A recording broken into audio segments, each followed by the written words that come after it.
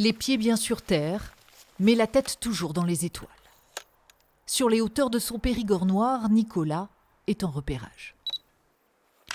C'est un plaisir que j'ai depuis tout petit de vouloir, on va dire, montrer des images, on va dire, avec des ambiances féeriques à d'autres personnes.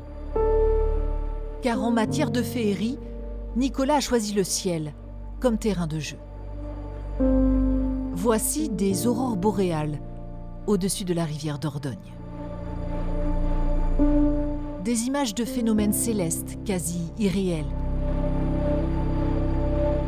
Que dire aussi du parfait alignement entre le passage d'une comète et le château de Biron. Le fruit d'une traque, via les applications météo et de longues nuits blanches, mais la nouvelle obsession de Nicolas décline toutes les couleurs de rouge et se nomme farfadet. Un farfadet, c'est une sorte d'éclair rouge, on va dire, donc c'est un phénomène de plasma froid qui se passe dans la haute atmosphère et qui se produit au-dessus de cellules orageuses. Un phénomène étudié depuis les années 90 par la NASA. Celle-ci a d'ailleurs choisi cette photo de farfadet au-dessus de Bénac pour illustrer son calendrier.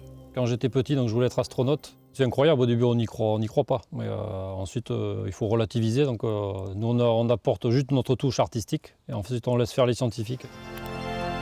En un clic, Nicolas Escura efface la frontière entre le ciel et la terre. Une voie lactée, où une myriade de couleurs apparaissent, preuve de leur présence au-dessus de nos têtes, si l'on sait regarder.